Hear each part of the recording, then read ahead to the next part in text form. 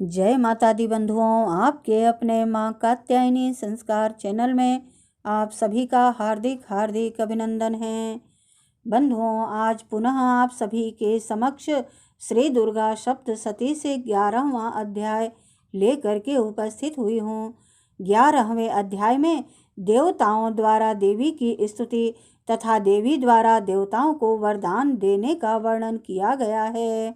ध्यान। अक्षत पुष्प हाथ में लें, माँ भगवती का ध्यान कीजिए। मैं भुवनेश्वरी देवी का ध्यान करता हूँ।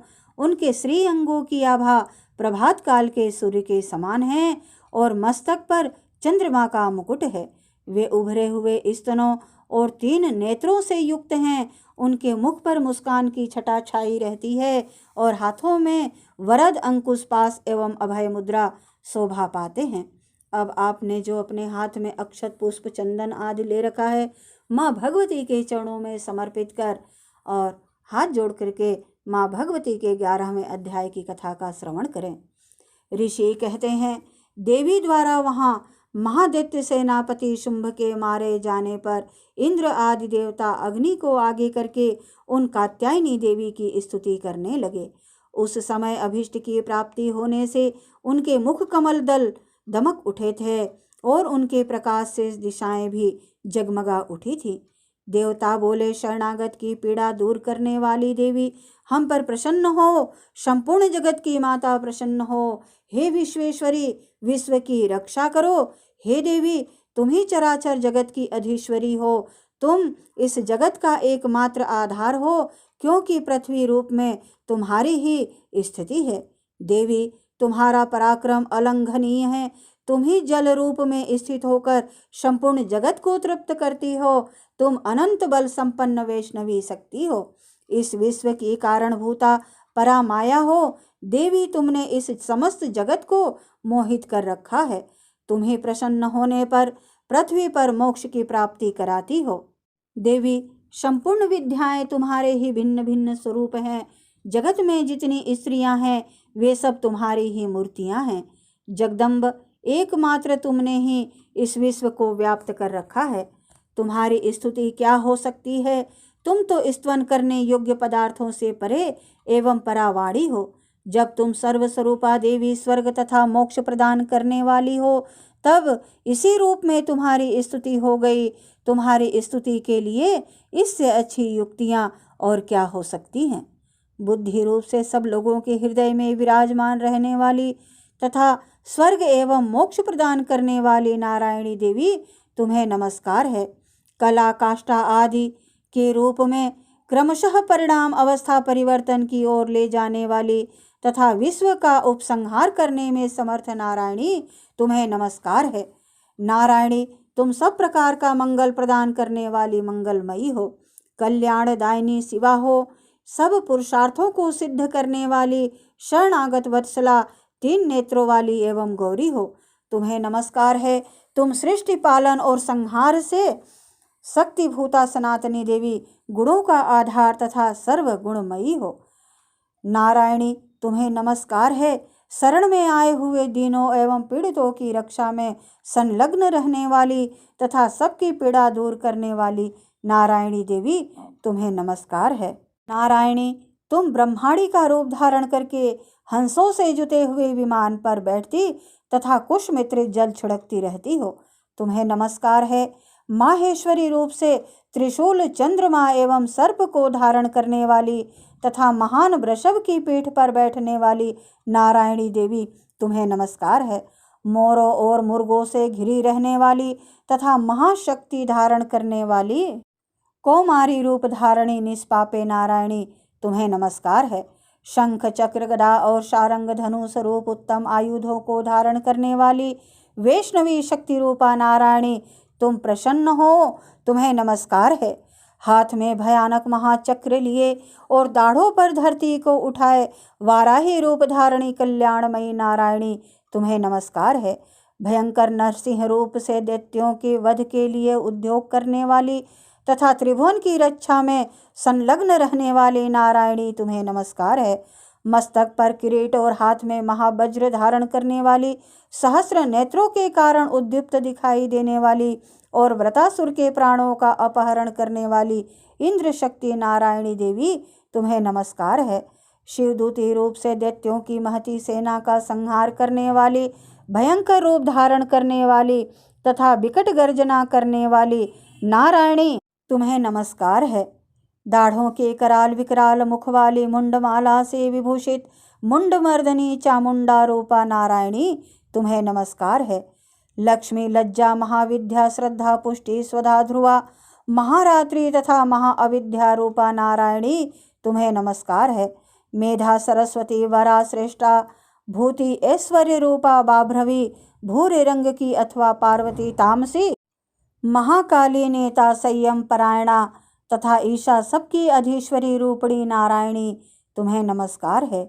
सर्वस्वरूपा, सर्वेश्वरी तथा सब प्रकार की शक्तियों से संपन्न दिव्य रूपा दुर्गा देवी, सब भयों से हमारी रक्षा करो, तुम्हें नमस्कार है। कात्यायनी, यह 3 लोचनों से विभूषित तुम्हारा सौम्य मुख सब प्रकार से, हर प्रकार के भयों से हमारी रक्षा करे, तुम्हें नमस्कार है। भद्रकाली, ज्वालाओं के कारण विकराल प्रतीत होने वाला, अत्यंत भयंकर और समस्त असुरों का संहार करने वाला तुम्हारा त्रिशूल भय से हमें बचाए, तुम्हें नमस्कार है। देवी, जो आपने अपनी ध्वनि से संपूर्ण जगत को व्याप्त करके दैत्यों के तेज नष्ट किए देता है, वह तुम्हारा घंटा हम लोगों की पापों से उसी प्रकार रक्षा करे जैसे माता अपने पुत्रों की बुरे कर्मों से रक्षा करती है। चंडिके, तुम्हारे हाथों में सुशोभित खड्ग जो असुरों के रक्त और चर्बी से चर्चित है, हमारा मंगल करे, हम तुम्हें नमस्कार करते हैं। देवी, तुम प्रसन्न होने पर सब रोगों को नष्ट कर देती हो और कुपित होने पर मनवांछित सभी कामनाओं का नाश कर देती हो। जो लोग तुम्हारी शरण में जा चुके हैं, उन पर विपत्ति तो आती ही नहीं है। तुम्हारी शरण में गए हुए मनुष्य दूसरों को शरण देने वाले हो जाते हैं। देवी अंबिके, तुमने अपने स्वरूप को अनेक भागों में विभक्त करके नाना प्रकार के रूपों से जो इस समय इन धर्मद्रोही महादैत्यों का संहार किया है, वह सब दूसरी ओर कौन कर सकती थी। विद्याओं में ज्ञान को प्रकाशित करने वाले, शास्त्रों में तथा आदि वाक्यों वेदों में तुम्हारे सिवाय और किसका वर्णन है, तथा तुमको छोड़कर दूसरी कौन ऐसी शक्ति है जो इस विश्व को अज्ञानमय घोर अंधकार से परिपूर्ण ममता रूपी गड्ढे में निरंतर भटका रही है। जहाँ राक्षस, जहाँ भयंकर विष वाले सर्प, जहाँ शत्रु, जहाँ लुटेरों की सेना और जहाँ दवानल हो, वहाँ तथा समुद्र के बीच में भी साथ रहकर तुम विश्व की रक्षा करती हो। विश्वेश्वरी, तुम विश्व का पालन करती हो, विश्व रूपा हो, इसलिए संपूर्ण विश्व को धारण करती हो। तुम भगवान विश्वनाथ की भी वंदनीय हो। जो लोग भक्ति पूर्वक तुम्हारे सामने मस्तक झुकाते हैं, वे संपूर्ण विश्व को आश्रय देने वाले होते हैं। देवी, प्रसन्न हो, जैसे इस समय असुरों का वध करके तुमने शीघ्र ही हमारी रक्षा की है, उसी प्रकार सदा हमें शत्रुओं के भय से बचाओ। संपूर्ण जगत का पाप नष्ट कर दो और उत्पात एवं पापों के फलस्वरूप प्राप्त होने वाले महामारी आदि बड़े बड़े उपद्रवों को शीघ्र दूर करो। विश्व की पीड़ा दूर करने वाली देवी, हम तुम्हारे चरणों में पड़े हैं और हम तुम्हारे चरणों में पड़े हुए हैं। हम पर प्रसन्न हो। त्रिलोक निवासियों की पूजनीय परमेश्वरी, हम सब लोगों को वरदान दो। देवी बोली, देवताओं, मैं वर देने को तैयार हूँ, पर तुम्हारे मन में जिसकी इच्छा हो वह वर मांग लो। संसार के लिए उस उपकारक वर को मैं अवश्य दूंगी। देवता बोले, हे सर्वेश्वरी, तुम इसी प्रकार तीनों लोकों की समस्त बाधाओं को शांत करो और हमारे शत्रुओं का नाश करती रहो। देवी बोली, देवताओं, वे वस्त मनवंतर के 28वें युग में शुंभ और निशुंभ नाम के 2 अन्य महादैत्य और उत्पन्न होंगे। तब मैं नंद गोप के घर में उनकी पत्नी यशोदा के गर्भ से अवतीर्ण हो विंध्याचल पर जाकर रहूंगी और उयुक्त दोनों असुरों का नाश करूंगी। फिर अत्यंत भयंकर रूप से पृथ्वी पर अवतार ले मैं वैप्रचित्र नाम वाले दानवों का वध करूंगी। उन भयंकर महादैत्यों को भक्षण करते समय मेरे दांत अनार के फूल की भांति लाल हो जाएंगे। तब स्वर्ग में देवता और मृत्युलोक में मनुष्य सदा मेरी स्तुति करते हुए मुझे रक्त दंतिका कहेंगे। फिर जब पृथ्वी पर 100 वर्षों के लिए वर्षा रुक जाएगी और पानी का अभाव हो जाएगा, उस समय मुनियों के स्तवन करने पर मैं पृथ्वी पर अयोनिजा रूप में प्रकट होऊंगी और 100 नेत्रों से मुनियों को देखूंगी। अतः मनुष्य शताक्षी इस नाम से मेरा कीर्तन करेंगे। देवताओं, उस समय में अपने शरीर से उत्पन्न हुए शाकों के द्वारा समस्त संसार का भरण पोषण करूंगी। जब तक वर्षा नहीं होगी तब तक वे शाक ही सबके प्राणों की रक्षा करेंगे। ऐसा करने के कारण पृथ्वी पर शाकंभरी के नाम से मेरी ख्याति होगी।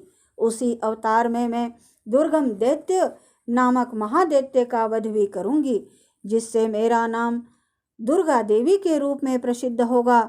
फिर मैं जब भीम रूप धारण करके मुनियों की रक्षा के लिए हिमालय पर रहने वाले राक्षसों का भक्षण करूंगी, उस समय सब मुनि भक्ति से नतमस्तक होकर मेरी स्तुति करेंगे। तब मेरा नाम भीमा देवी के रूप में विख्यात होगा।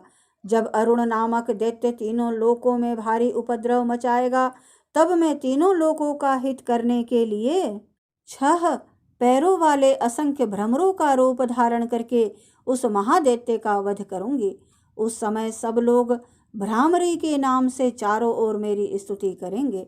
इस प्रकार जब जब संसार में दानवी बाधा उपस्थित होगी, तब तब अवतार लेकर मैं शत्रुओं का संहार करूंगी। इस प्रकार श्री मार्कंडेय पुराण में सर्वाणिक मनवंतर की कथा के अंतर्गत देवी महात्म्य में देवी स्तुति नामक 11वां अध्याय पूर्ण हुआ। बंधुओं, यदि मेरा यह प्रयास आपको अच्छा लगे तो प्लीज़ लाइक, शेयर व सब्सक्राइब अवश्य करें। धन्यवाद। जय माता दी बंधुओं।